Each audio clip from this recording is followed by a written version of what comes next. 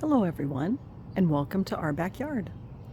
Today's video is about the southern garden and what is standing out the last week, going into this last week of September.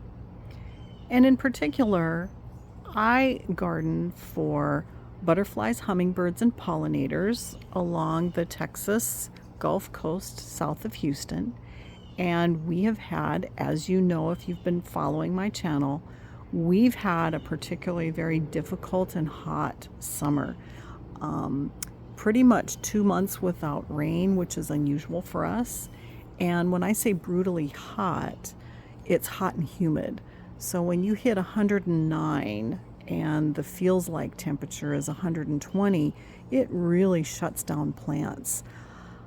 So it was a challenge for gardeners this year, and what I would like to share with you is some of the things that I've noticed that have really stood out right now going into this last week of September. And so you can see here, I am looking at two things, Lantana and Gregg's mist flower. So let's look at the Lantana first, close up.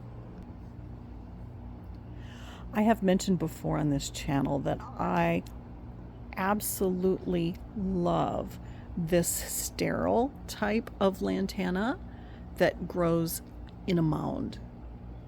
And it has a very mounding habit and it doesn't sprawl. I absolutely love that. And even though this Lantana, this is on the south end of my garden, and it did take some heat damage. I'm going to show you. And this is pretty unusual for my Lantana, because Lantana is known to weather heat very well. And it bloomed like a champ. And even though it took damage, it just is a standout in both the hummingbird, pollinator, and butterfly garden. Butterflies, hummingbirds are on this. As I video this, you're probably maybe can hear them in the background, but you'll notice lots now that we have temperatures in the 70s at night.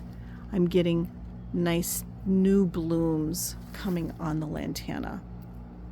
So this, as I mentioned, is a sterile type. I'll put in the description, I have done videos on Lantana before talking about this particular type, and in the south this grows so wonderful.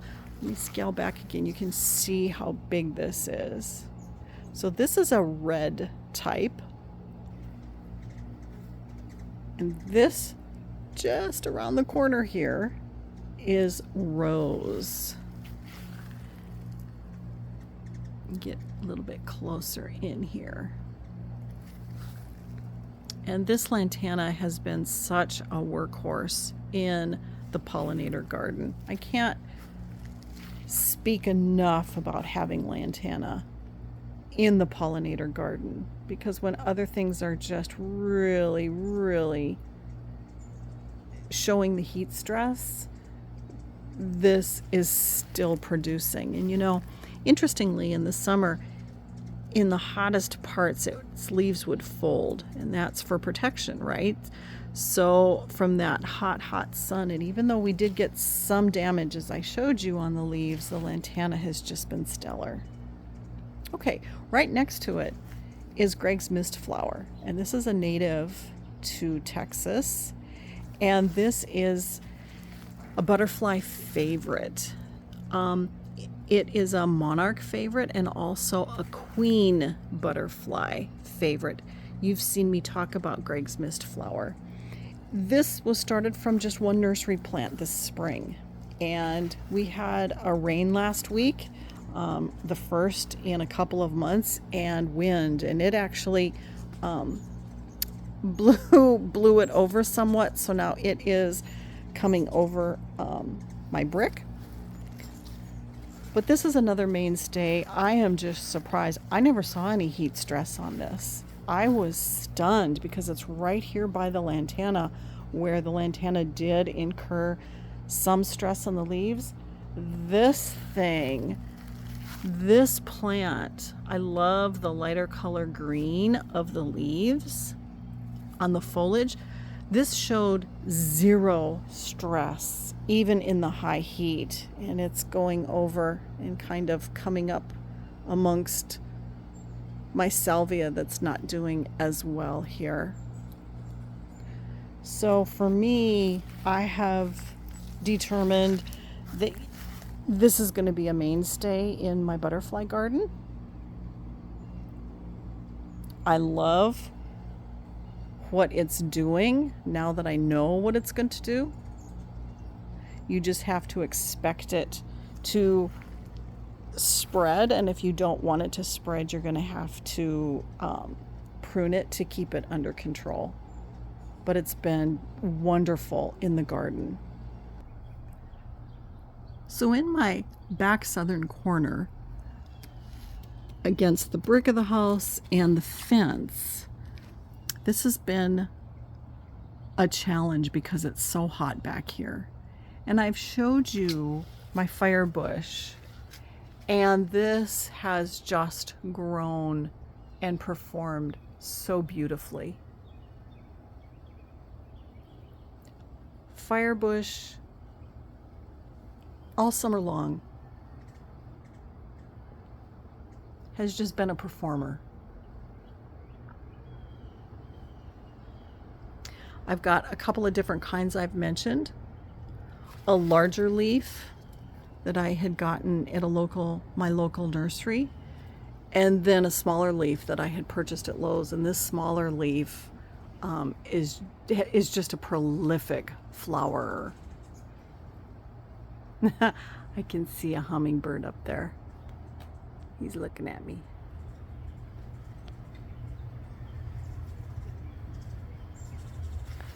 See if I can. There he is.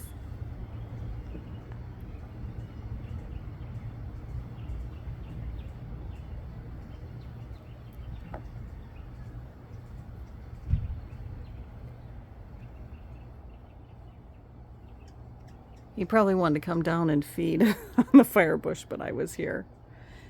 Anyway, I have got a couple of fire bushes in pots that I don't know where to put, and they have been fine over the summer also.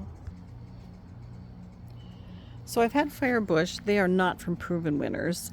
These have been dug up from my yard that were volunteers, and they have grown in my larger pots.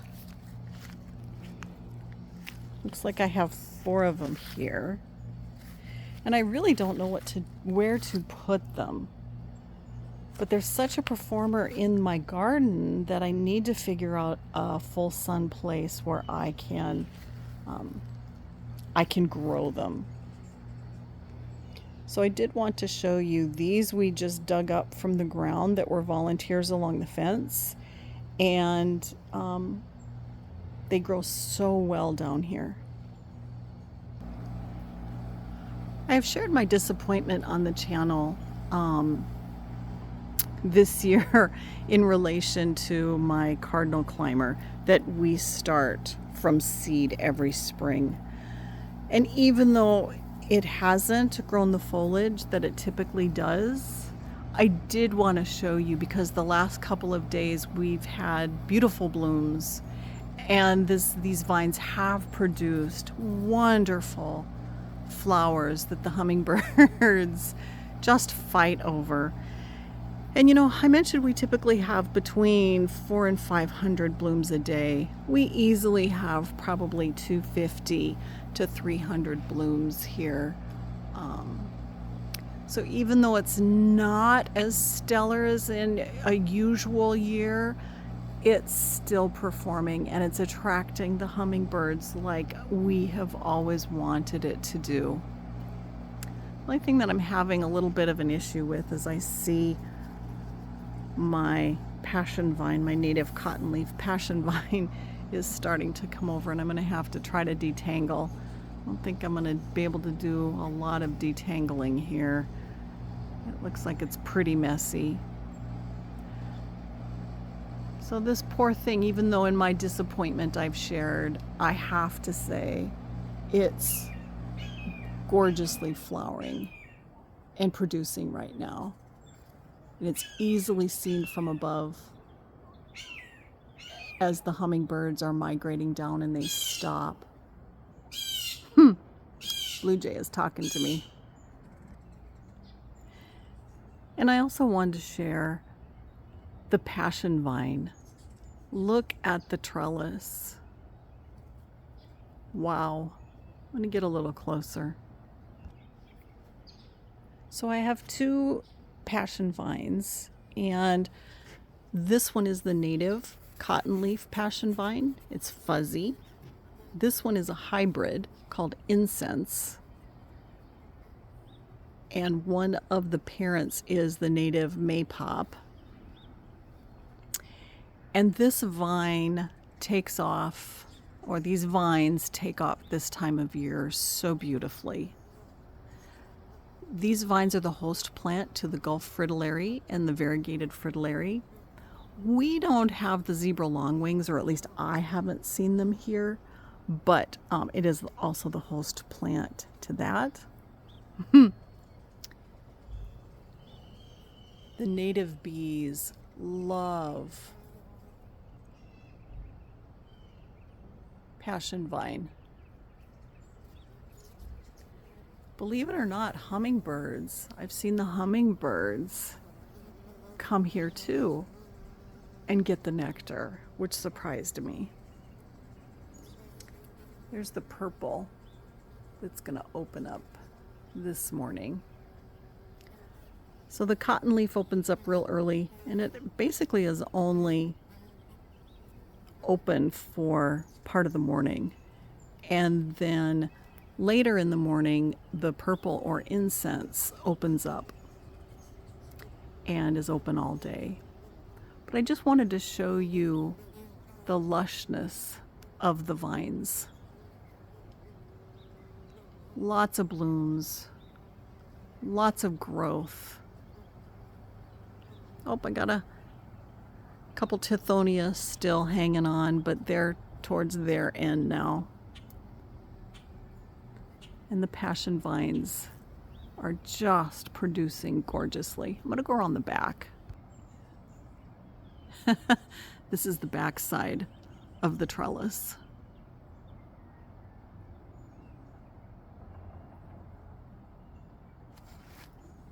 You know, there's a good 4 feet to the fence, and it just is so lush and gorgeous.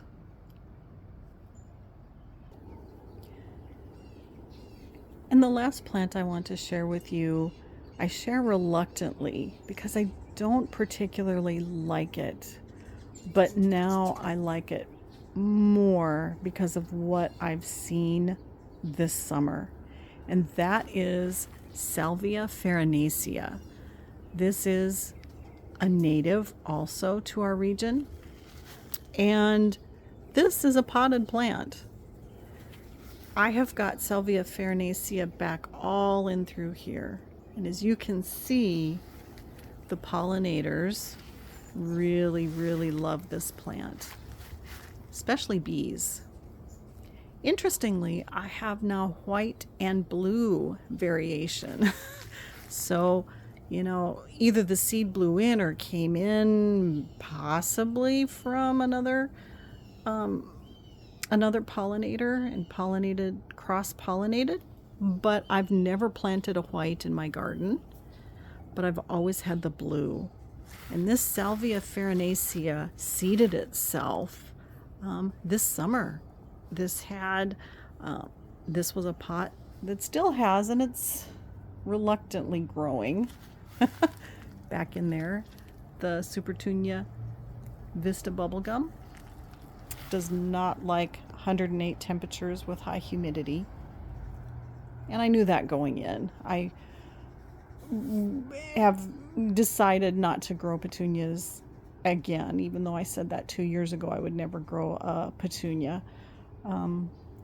I have reaffirmed that this year, but that's good. You know, it's certain things to know. But this salvia, oh my gosh, what a workhorse.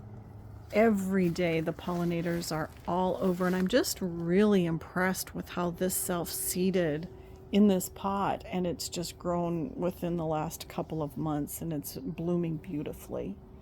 And you know, I have trimmed up the Salvia farinacea back here, and it just keeps performing and growing and blooming and doing wonderfully. So now it's no longer the plant that I really dislike. It's a plant that I've come to appreciate what it does in the pollinator garden.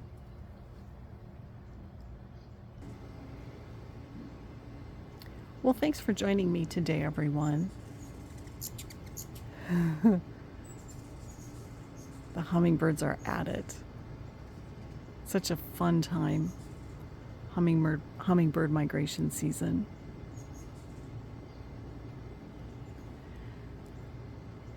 Well, folks, I really hope you all have a great day today. Yep, I did see a hummingbird came in, and it's now back in the fire bush, way in the back. When I was taping, it was patiently waiting for me to leave. Oh, there it is. It's at the Lantana here. Anyway, folks, I just hope you have a great weekend. Thanks for joining me, and I hope to see you again.